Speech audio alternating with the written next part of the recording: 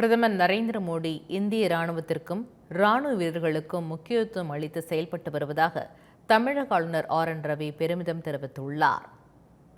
வேலூர் மாவட்டம் காட்பாடியில் ஓய்வூதியம் பெறும் முன்னாள் படை வீரர்கள் மற்றும் அவர்களின் உறவினர்கள் தங்கள் வாழ்நாள் சான்றிதழ்களை சமர்ப்பிப்பதில் ஏற்படும் இன்னல்களையும் குறைகளையும் நிவர்த்தி செய்யும் சிறப்பு முகாம் நடைபெற்றது.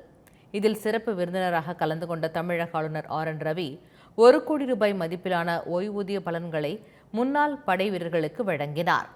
தொடர்ந்து பல்வேறு போர்களில் பங்கேற்று வீர மரணமடைந்த வீரர்களின் குடும்பத்தினருக்கு நினைவு பரிசுகளையும் அவர் வழங்கினார்.